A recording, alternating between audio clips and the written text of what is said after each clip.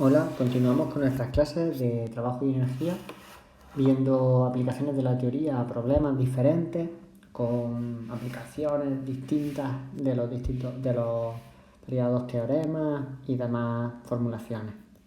Esta clase se corresponde con la clase del 19 de octubre de 2020. Y bien, este problema nos dice que un tren de 2,5 por 10 elevado a 2 toneladas sube una pendiente del 1,2% de inclinación y 2 kilómetros de longitud a velocidad constante de 50 km por hora. La fuerza de rozamiento es el 1% del peso del tren y tenemos que hallar la variación de energía mecánica, el trabajo realizado por la fuerza de rozamiento y el trabajo realizado por la locomotora y su potencia. Antes de iniciar el desarrollo del problema, hay ciertos datos que debemos adaptar al sistema internacional por las unidades y tenemos que hablar de la pendiente. Bien, la masa es 2,5 por 10 elevado a 2 toneladas, que es lo mismo que decir 250 toneladas, y como una tonelada son 1000 kilos, pues 250 toneladas se corresponden con 250.000 kilogramos, ¿vale? La velocidad con la que sube el plano el tren es 50 kilómetros por hora, que tenemos que pasarlo a metros por segundo. Primero pasamos los kilómetros. Un kilómetro son 1000 metros y una hora son 3600 segundos. Los kilómetros se van con los kilómetros y las horas con las horas. Realizamos este factor de conversión. También lo podríamos haber hecho con las toneladas, pero era tan evidente que lo hemos evitado. 50.000 dividido entre 3600 son 13,89 metros por segundo. Y por último tenemos que hablar de la pendiente. A veces nos proporciona los datos de la pendiente o del ángulo con porcentaje. Pues bien, si esto fuera la pendiente, aquí tenemos la altura y la base de un triángulo que se corresponde con la hipotenusa con la pendiente. Esto forma aquí un ángulo Z. Pues bien, la pendiente podemos decir que es la tangente de Z es igual a A partido por B. Y esa pendiente del 1,2% no es ni más ni menos que 1,2% equivale a A partido por B por 100. Es decir, la altura partido por la base, o lo que es lo mismo, el tanto por ciento de la tangente del ángulo. Por lo tanto, podemos decir que A partido por B es igual a 0,012.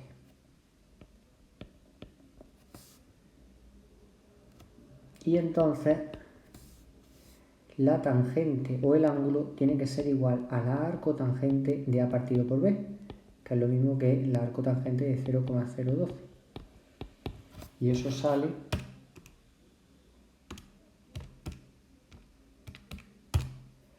0,69 grados. Luego, siempre el porcentaje viene dado de esta forma. El tanto por ciento es la tangente por 100, ¿no? Hagamos la arcotangente y nos proporciona el ángulo. Por lo tanto, cuando nosotros ahora hacemos nuestro esquema, que voy a hacer más grande para que se vea mejor. Ahí está nuestro tren que asciende. Esto es un ángulo de 0,69 grados.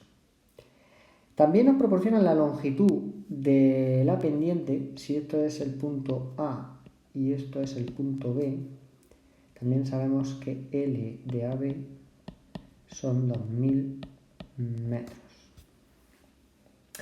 y nos proporcionan la fuerza de rozamiento. La fuerza de rozamiento nos dicen que es el 1% del peso. Entendemos que es un dato en módulo. El 1% del peso es lo mismo que el 1% de m por g. Por lo tanto, 250.000 dividido entre 100, que son 2.500 newton, ¿vale? Vamos a hacer nuestro sistema de referencia, porque ya tenemos todos los datos, y ahora nos preguntan la variación de energía mecánica del tren. Pues bien, la variación de energía mecánica va a venir dada por el trabajo realizado por las fuerzas que de alguna forma disipan la energía del sistema, que en este caso es el tren. Y vamos a ver que aquí en este problema de la fuerza hay también actuando una fuerza que realiza un trabajo que no disipa la energía, sino que le proporciona energía. Si hacemos nuestro esquema, nuestro sistema de fuerza, para ver qué fuerzas realizan trabajo,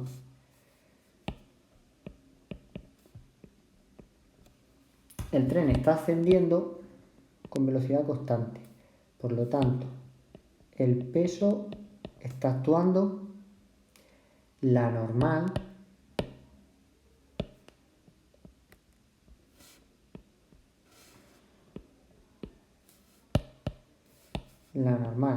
en esa dirección y sentido, y la fuerza de rozamiento. Vale, en condiciones normales nosotros pensaríamos que esto es así, pero no podemos olvidar que como el tren asciende con una velocidad constante, si la fuerza de rozamiento está actuando desde el principio y es así, de alguna forma debe haber una fuerza, el tren tiene que ejercer una fuerza con su motor para ascender hasta esta altura. Porque si en el punto A tuviera 50 km por hora y solamente y se deja llevar, o sea, que decir, solamente actúa la fuerza de rozamiento, el peso y la normal, con suerte llegaría con velocidad cero al punto B o se quedaría hasta cierta altura, porque por el rozamiento y por el peso ese trabajo de oposición al movimiento haría que se frenase. Como no nos dice nada, entendemos que recorre todo a velocidad constante. Luego, si llega a B con velocidad constante y es la misma que tenía en A, y aquí hay una fuerza, que es la fuerza de rozamiento, que va a disminuir, a menguar la energía mecánica del sistema, hay algo que tiene que estar introduciendo energía en el sistema. Y ese es el motor del tren, que ejerce una fuerza. Vamos a poner de color verde, por ejemplo, en esta dirección, a favor del movimiento. Esta es la fuerza del tren. Además, si seguimos leyendo, vemos que en el apartado C nos preguntan el trabajo realizado por la locomotora y su potencia. Luego, de alguna forma, el tren tiene que realizar trabajo. ¿Qué fuerza va a realizar el trabajo del tren? Pues tiene que ser esta F sub T. Por lo tanto, si ahora nosotros pensamos en la variación de energía mecánica por el teorema de las fuerzas no conservativas, sabemos que el trabajo de las fuerzas no conservativas, es decir, aquellas que disminuyen o aumentan la energía del sistema, es igual a la variación de energía mecánica. Y ahora, ¿cuáles son las fuerzas no conservativas? ¿O cuáles son las fuerzas que disipan o aumentan la energía del sistema? Pues por un lado está la fuerza de rozamiento y por otro está esta F sub T. Luego, el trabajo de la fuerza de rozamiento más el trabajo de F sub T tiene que ser igual a la variación de energía mecánica. Hay que encontrar este trabajo y este, que curiosamente coinciden con el apartado B y el apartado C. Vamos a calcular primero el trabajo de la fuerza de rozamiento, que es muy sencillo. Pues es fuerza de rozamiento por delta R es el módulo por el desplazamiento por el coseno del ángulo que forman. No he dibujado el desplazamiento, pero el desplazamiento iría desde A hasta B un vector, por lo tanto el ángulo es 180 grados. Tenemos el dato de la fuerza, el módulo del rozamiento más los 2000 metros,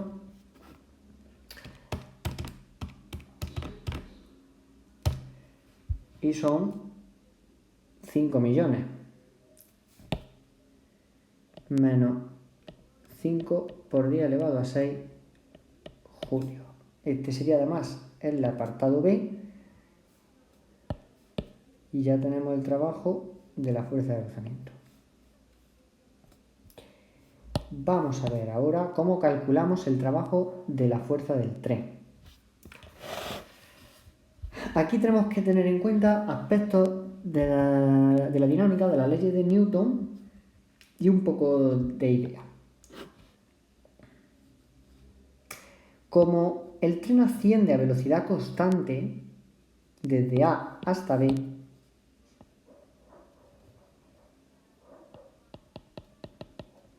entonces, por la primera o segunda ley de Newton, es lo mismo, porque la primera es una condición, en caso particular de la segunda.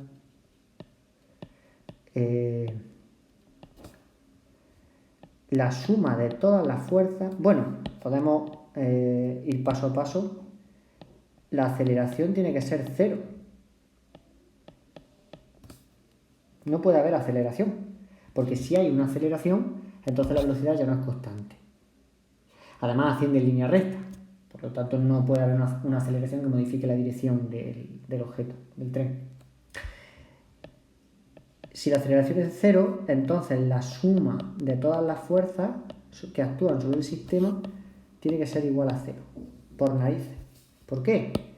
Porque las fuerzas causan la aceleración. Luego, si el efecto, que es la aceleración, no existe, no puede haber causa, que es la fuerza. ¿De acuerdo? Bien.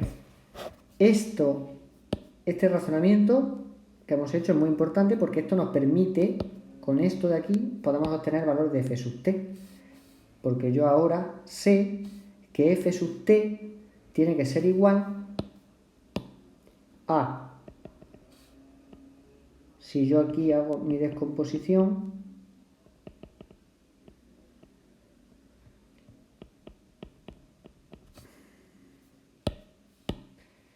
en el eje OX, que es el que me interesa, porque en el eje OY, P sub I se va a anular con la normal, porque no hay movimiento en el eje vertical. La fuerza de rozamiento más P sub X tiene que ser igual a F sub T.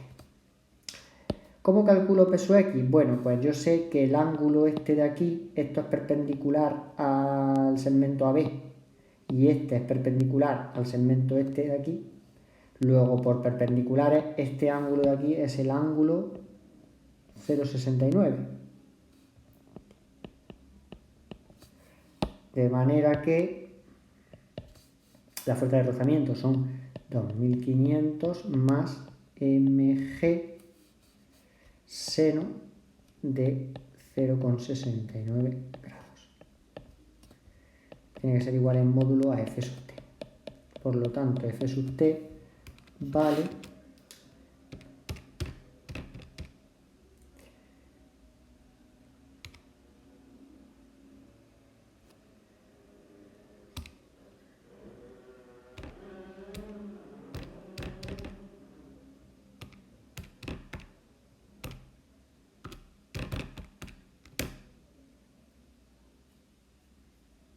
Me acabo de dar cuenta que aquí me he cometido un pequeño error.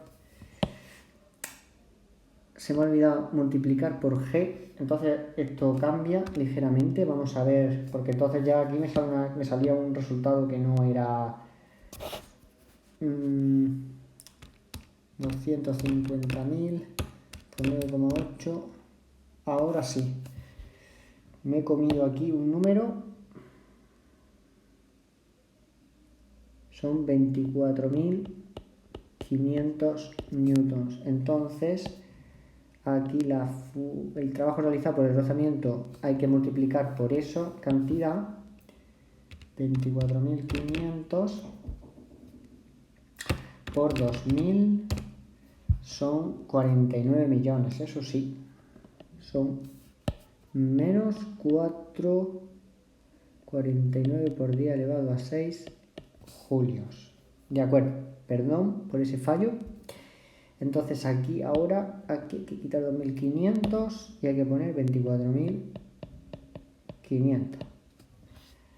De manera que 24.500 más mg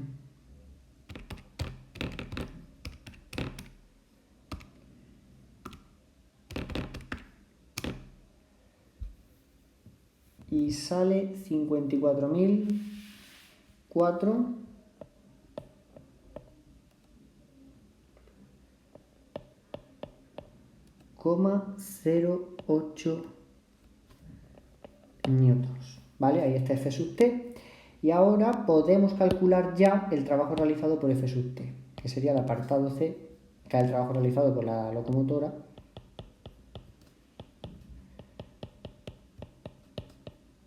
En este caso va a favor del movimiento.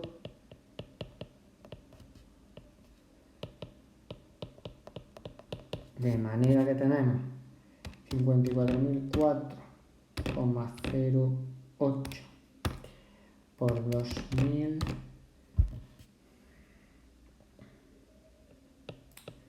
108.000.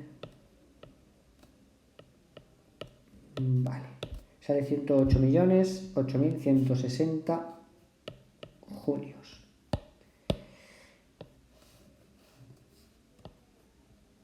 De acuerdo.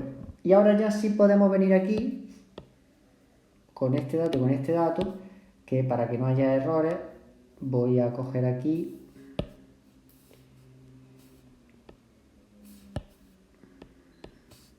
sustituimos los datos y tenemos menos 49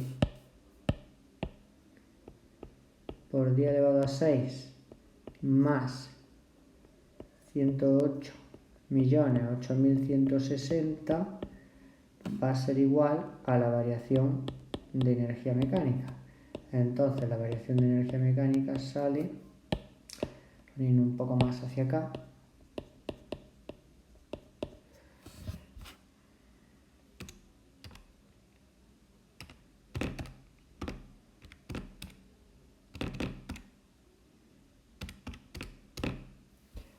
$59.008.160. Fijaos que la variación de energía mecánica es positiva. Luego, de alguna forma, la F sub t vemos que es mucho mayor que la fuerza de rozamiento, es mucho mayor que la componente del peso y ayuda a contrarrestar en su suma, es igual a esta la suma, y entonces hace que el objeto, pues el tren ascienda desde A hasta B. ¿De acuerdo? Y por último nos queda calcular la potencia. La potencia es el trabajo partido por el tiempo. Entonces necesitamos saber cuánto tiempo tarda en ascender desde el punto A hasta el punto B. Como lo hace a velocidad constante, se trata de un MRU, entonces la velocidad es igual al espacio partido por el tiempo es el espacio partido por la velocidad, y aquí tenemos la longitud AB partido por la velocidad del tren, que va a ser igual a 2000 dividido entre 13,89. Son 143,99 segundos. Y ahora ya, aquí ese trabajo, la potencia del tren, no puede ser otra cosa que el trabajo de F sub t partido por el tiempo. Pues la potencia del tren va a ser igual a 108.008.160 partido por 143,99.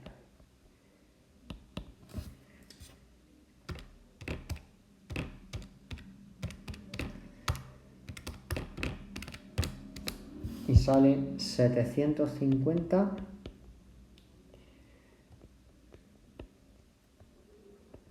1108,76 julios partido por segundo, lo que es lo mismo vatios de potencia.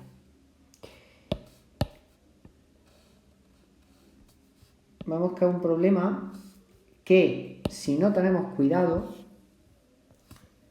esto se nos puede escapar. Es decir, que por eso cuando empezamos el pensar en un sistema conservativo, no conservativo, que si la energía se mantiene constante, no se mantiene constante, más que pensar en tener un paradigma o un sistema, digamos, estos sistemas siempre van a ser conservativos. Si en el enunciado dice fuerza de rozamiento, entonces van a ser no conservativos. Si no debemos caer en la trampa de buscar reglillas o buscar estrategias. Es preferible aprender a analizar cada problema, porque este problema no es más difícil que algunos otros que hemos hecho.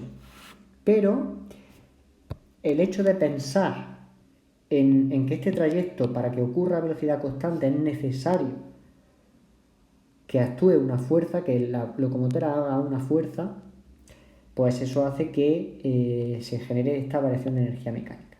Podríamos entrar en la duda de, ¿esta fuerza F sub T es una fuerza que realiza el tren? Y como hemos cogido el tren como sistema, entonces es una fuerza interna y es no conservativa, pero si es constante, entonces debería ser conservativa. Sí, pero cuando nosotros elegimos como sistema el tren y parte desde el punto A y asciende, no estamos considerando la energía interna o la energía que posee el motor del tren.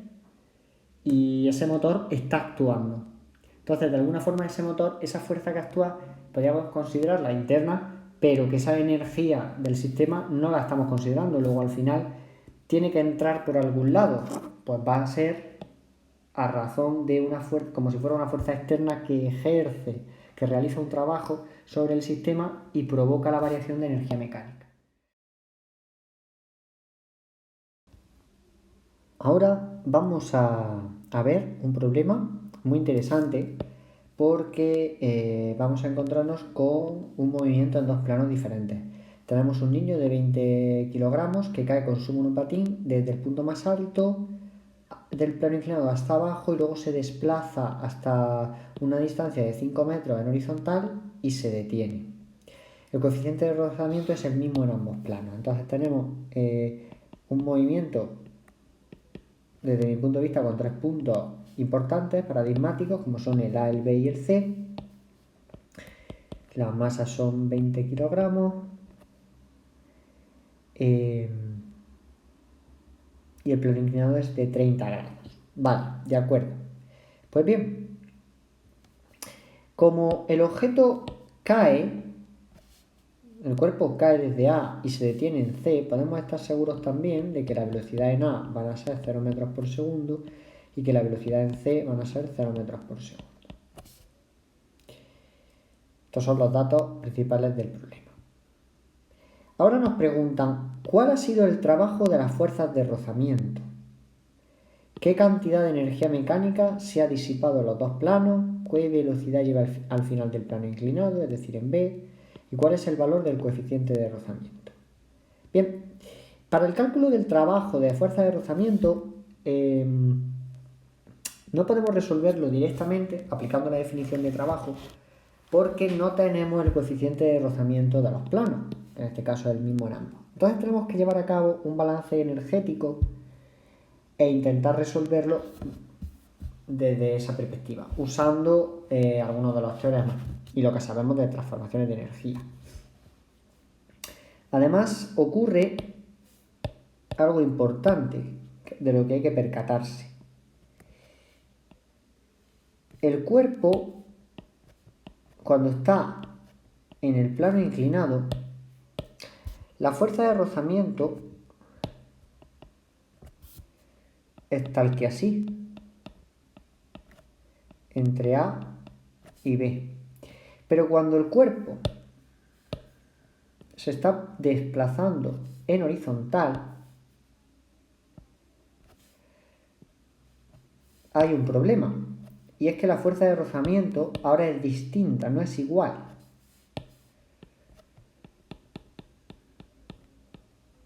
La fuerza de rozamiento entre B y C. ¿Por qué?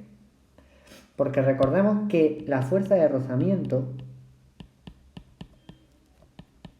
es mi por la normal. En módulo.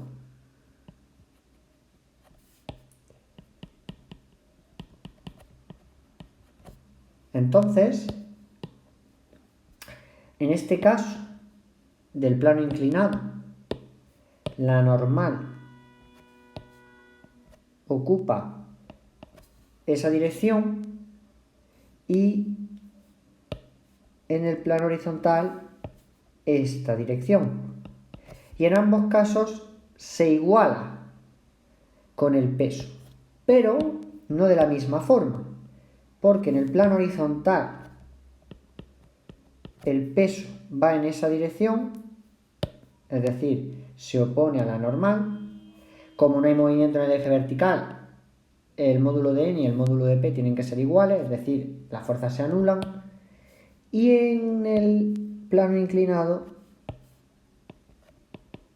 el peso no se iguala con la normal. Lo que se iguala con la normal es P sub I.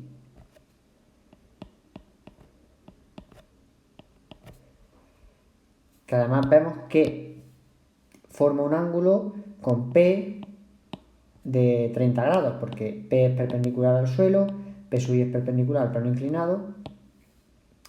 Luego este ángulo de aquí son 30 grados. Entonces hay una fuerza de rozamiento con un valor distinto aquí entre A y B que entre B y C. Eso hay que tenerlo en cuenta. Bien, vamos a hacer el análisis energético porque como no podemos calcular el rozamiento, el trabajo, porque no tenemos su coeficiente, si nosotros aplicamos el teorema de las fuerzas no conservativas, sabemos que el trabajo de las fuerzas no conservativas totales va a ser igual a la variación de energía mecánica. Y ese trabajo es el trabajo que realiza la fuerza de rozamiento entre A y B más el trabajo que realiza la fuerza de rozamiento entre B y C. Porque una vez que hemos hecho este análisis de fuerzas, no hay otra fuerza no disipativa. Pues el peso es una fuerza conservativa y no entra en este juego del teorema. Vamos a ver, de aquí tenemos que obtener esto, pero no podemos calcularlo directamente. Ahora bien, esta variación de energía mecánica, ¿podemos hacer algo? Vamos a hacer ese análisis energético. En A, la energía potencial gravitatoria, bueno, antes de ello voy a poner un origen de potenciales. Voy a suponer el suelo origen de potenciales. Entonces, la energía potencial gravitatoria en A hay una distancia que es h y la energía cinética es 0, porque hemos dicho que cae. ¿Qué pasa en B? Pues que la energía potencial gravitatoria ya es 0, la energía cinética no va a ser 0. Y sabemos que no va a ser 0 porque se desplaza desde B hasta C. Luego, aunque en C valga 0 y en A también, aquí hay movimiento. Luego, desde que sale de A justo después de A hasta justo antes de C, la velocidad es distinta de 0. Y en C, la energía potencial gravitatoria sigue siendo 0 y la energía cinética vuelve a ser 0. Si analizamos de manera global, porque al final esto de aquí es la variación de energía mecánica globalmente por la acción de esta fuerza de rozamiento. Vemos, viendo nuestro análisis energético, que la energía del sistema al comienzo no es ni más ni menos que mgh. Y la energía al final de todo es cero. Luego ha habido una pérdida de energía por parte del sistema, que tiene sentido porque actúan las fuerzas de rozamiento. ¿Y cuál es esa variación? Pues no es ni más ni menos que mgh. Y vamos a verlo. La variación de energía mecánica es la energía mecánica final, que en este caso es la del punto C, menos la energía mecánica en el punto A. ¿A qué es igual la energía mecánica? A la suma de cinética más potencial. La energía mecánica en C es tal que así, menos la energía potencial gravitatoria en A, más la energía cinética en A. ¿Qué sucede aquí? Pues que la energía cinética en C vale 0 y la energía cinética en A vale 0. La energía potencial gravitatoria en C vale 0 y en A no, sino que en A vale mgh. Por lo tanto, nos queda que la variación de energía mecánica es menos mgh. Vamos a calcularla aprovechando que tenemos aquí la altura del triángulo rectángulo, 30 grados, la hipotenusa son 3 metros. Entonces, aplicando trigonometría, seno de 30 grados va a ser igual al cateto opuesto, que es h partido por 3. H es igual a 3 seno de 30 grados, que eso es igual a 3 medios, y eso es igual a 1,5. Luego esto lo desplazamos aquí, sustituimos, la masa son 20 por 9,8 por 1,5, menos 294 julios. Luego, la variación de energía mecánica a lo largo de todo este trayecto es 294 julios. Perdidos porque es negativa. Entonces, podemos decir que el trabajo de la fuerza de rozamiento entre A y B más el trabajo de la fuerza de rozamiento entre B y C va a ser igual a esa variación de energía mecánica, que es igual a menos 294 julios. Y puede parecer que con esto no hemos conseguido nada, pero nada más lejos de la realidad, porque aunque aquí ahora mismo tengamos que la suma de estos dos trabajos, que directamente no podemos calcular, es igual a esto, si nosotros pensamos un poco en la definición de trabajo, es decir, desarrollando la definición de trabajo, que es poner F por delta R, desarrollando eso, podemos alcanzar una ecuación de primer grado, donde mi, que es ese coeficiente de rozamiento que no tenemos, es la incógnita. De ahí que sea fundamental que el coeficiente de rozamiento es el mismo en ambos planos, porque si no, no saldría. Nosotros desarrollamos la definición de trabajo aquí y nos va a quedar como única incógnita mi igualado todo menos 294, y de ahí podemos sacar el trabajo de cada fuerza de rozamiento, el coeficiente y veremos que otro apartado. Vamos a ver cómo calculamos esa fuerza. Primero vamos a calcular la fuerza de rozamiento en función de mi. En general, la fuerza de rozamiento es mi por la normal. Ahora, entre A y B, hemos visto que la normal es igual a P sub I.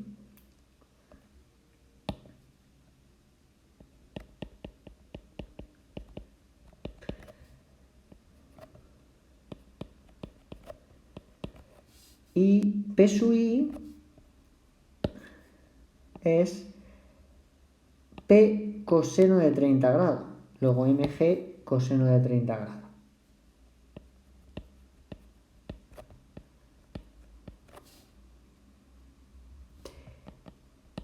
Entre B y C, la fuerza de rozamiento va a ser igual a mi por la normal. Y aquí la normal es equivalente al peso. Pues repito, tanto aquí como aquí no hay desplazamiento, no hay movimiento en el eje vertical. Entonces no puede haber aceleración. La suma de fuerzas tiene que ser 0, luego se tienen que igualar.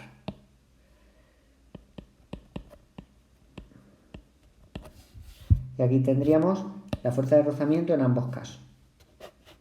El desplazamiento es 3 en el plano inclinado, 5 en el horizontal. Pues ya podemos ponernos a calcular el trabajo de la fuerza de rozamiento entre A y B. En esta situación parece un poco extraño. Hay que caer en la cuenta. Quizás el elemento, la idea feliz es caer en la cuenta de desarrollar el trabajo para obtener esa ecuación de primer grado. Pues hasta aquí quizás es fácil llegar haciendo un análisis energético por un lado y aplicando el teorema de las fuerzas vivas, perdón, de las fuerzas no conservativas. Los otros teoremas, el de las fuerzas vivas y el de la energía potencial, pues no nos proporcionan información extra y no es posible combinándolos entre ellos llegar a otra solución. Este parece el único camino posible. Bien, entonces aquí sustituimos, va a ser, bueno, lo ponemos ya directamente, módulo de la fuerza de rozamiento entre A y B, mi mg coseno de 30 grados. Módulo del desplazamiento, 3 entre A y B por el coseno de 180, porque la fuerza de rozamiento siempre se opone, y luego esto queda menos 3 mi mg coseno de 30 grados julios. El trabajo de la fuerza de rozamiento entre B y C es la fuerza de rozamiento entre B y C por el desplazamiento. Su módulo es mi m por g y su desplazamiento es 5 por el coseno de nuevo de 180 grados. Luego queda menos 5 mi mg julios. Y ahora, como ya tenemos el trabajo de ambas fuerzas de rozamiento, aplicando nuestra ecuación,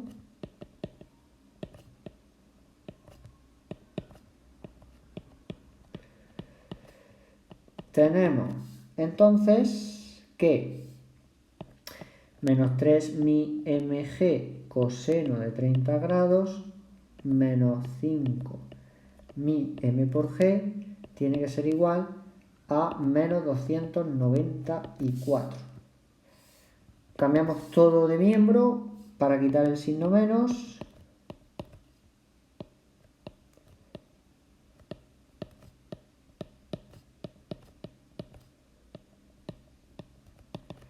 Y ahora sacamos factor común mi.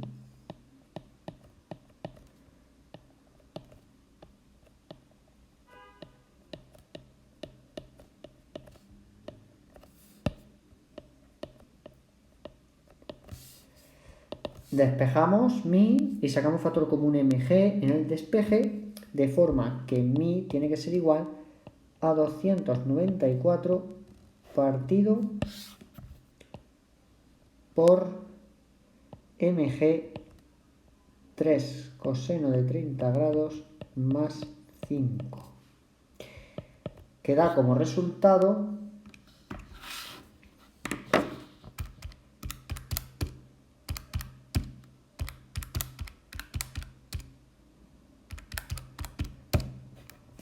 0,19741. Es cierto que lo normal es que cojamos dos cifras decimales, pero en esta situación se da el problema de que cuanto más aproximemos, cuanto menos aproximemos, mejor dicho, el coeficiente de rozamiento, que por cierto no tiene unidades, peor va a salir el resultado, porque son muchos decimales que nos dejamos en el tintero. Voy a coger toda esa cantidad de decimales. Esto es algo que yo sé de antemano. En condiciones normales cogemos dos decimales y punto.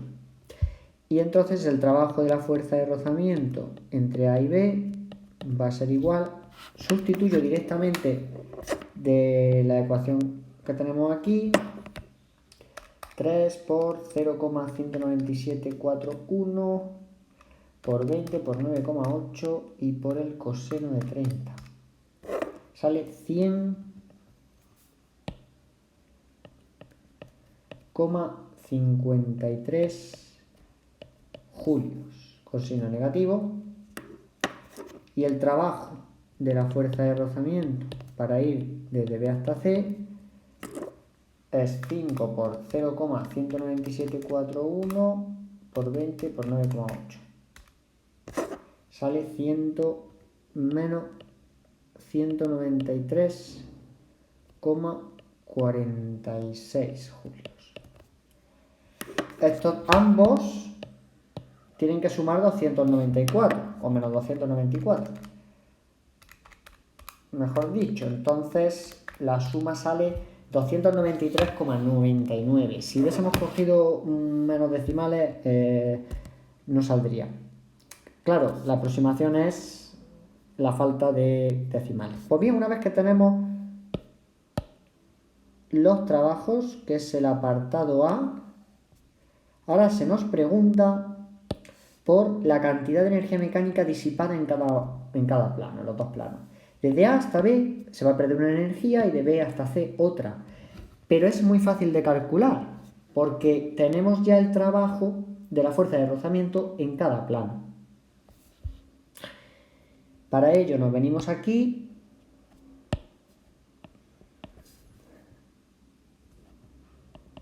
para ir desde A hasta B. ¿Cuál es la variación de energía mecánica? Pues aplicando el teorema de las fuerzas no conservativas, el trabajo de rozamiento entre A y B va a ser igual a la variación de energía mecánica, que va a ser igual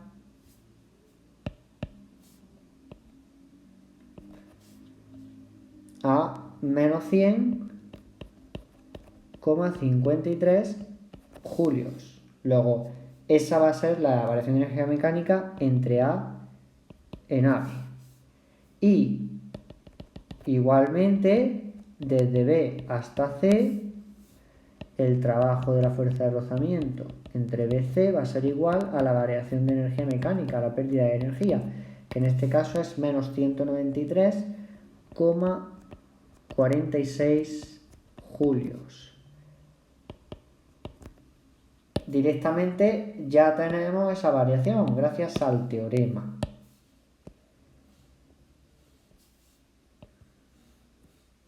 Sale directamente. Vamos a ver ahora la pregunta C, que es ¿qué velocidad llevaba al final del plano inclinado?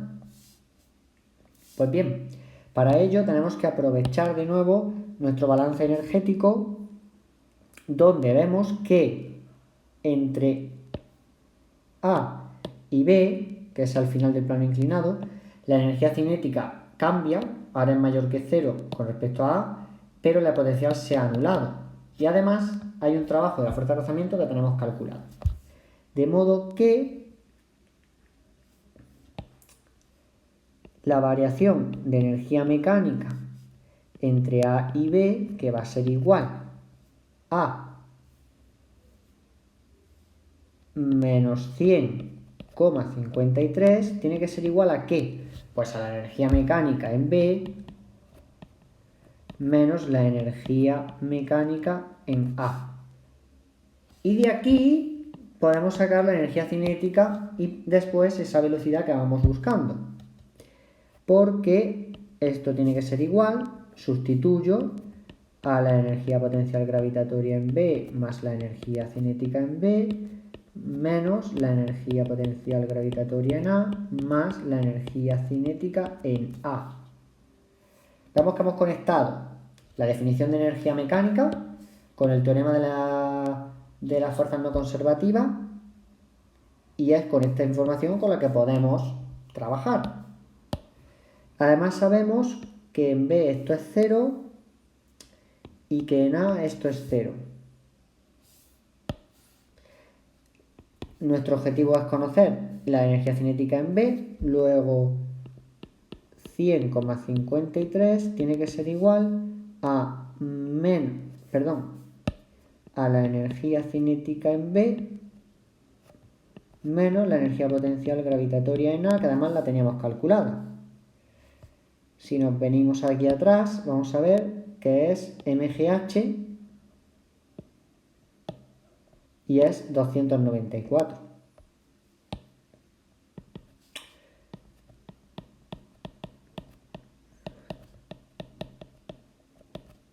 Cuidado con los signos, porque la energía potencial gravitatoria la hemos definido como positiva. El signo menos se pasa al otro miembro, positiva, menos 100,53 más 294 son 193,47 julios. Además, he optado por una opción de resolución de este apartado más larga para que veamos cómo vamos transformando y optando por la sustitución de energía mecánica, el teorema de las fuerzas no conservativas, y vamos mezclando. Pero, si estamos avispados, podemos pensar que si la energía mecánica al final es cero, que es lo que pasa en C, y en A solamente hay energía potencial gravitatoria, lo que se ha perdido hasta B, calcular aquí, es una tontería, porque sé perfectamente cuánto se va a perder desde B hasta C, que es el trabajo que se realiza, la fuerza de rozamiento entre B y C. Y al ser en C0, la energía que hay en B es justo la que va a desgastar, la que va a disipar la fuerza de rozamiento. Luego podría haber optado directamente por coger la fuerza de rozamiento entre B y C y haberla igualado a la energía cinética, porque ya en B no hay energía potencial. Si nos damos cuenta, a pesar de los problemas de los decimales, coincide el trabajo de la fuerza de rozamiento entre B y C, que es la energía disipada en todo ese trayecto, con la energía que llega en el sistema en B, porque en C la energía es cero. Después de este pequeño apunte, voy a encontrar la velocidad y terminamos.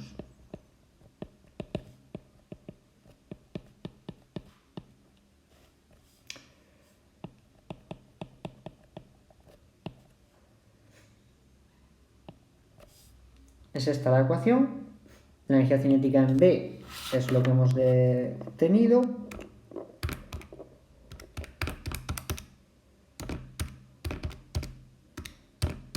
Y sale una velocidad de 4,40 más o menos metros por segundo. Estamos con la positiva. Esa es la velocidad que lleva el cuerpo al caer del plano inclinado. Y por último, el último apartado, el D, es el valor del coeficiente de rozamiento, que en este caso es μ igual a 0,19741. Ya obtenido en los pasos anteriores. Al final hay que ver este tipo de problemas, los problemas energéticos. Hay que tener dos visiones. Por un lado, una visión global que nos permita analizar desde una perspectiva, desde el enfoque energético, qué va sucediendo, ¿no? ¿Qué pasa al principio? ¿Qué tengo al final? Todo el proceso es importante, pero desde una perspectiva global, ver si al final el sistema va a ganar energía, si va a perder energía, si la energía que tiene al principio, que si al final no tiene ninguna, cuánta tiene al principio, porque esa va a ser su variación de energía mecánica total, etcétera, etcétera. Si lo vemos luego desde la otra perspectiva, una perspectiva más puntual, es saber diferenciar los distintos apartados o tramos del proceso que pueden tener entre medias puntos importantes, como es el caso de B. Porque ahí uno separa y dice, bueno, si la pérdida de energía, en este caso, porque no hay nada que le proporcione energía al sistema, esa pérdida de energía que tiene lugar en un tramo, después paso a un segundo tramo donde ya termino el movimiento y la energía es cero, tengo que tener en cuenta que la energía que me queda antes de empezar el segundo tramo va a ser la que va a transformarse, la que va a perderse. Tener esa capacidad de ver a qué energías corresponden, qué energías se disipan. Así dicho parece muy enrevesado, pero fijaos cómo los números coinciden, decimales aparte, y lo único que van cambiando son los signos, porque los signos nos indican si la energía es perdida, si la energía es aceptada, si es disipada, o en el caso de los trabajos, si van a favor o en contra del movimiento, ¿no? Entonces, salvo signo, en valor absoluto vemos que todos los datos van 4.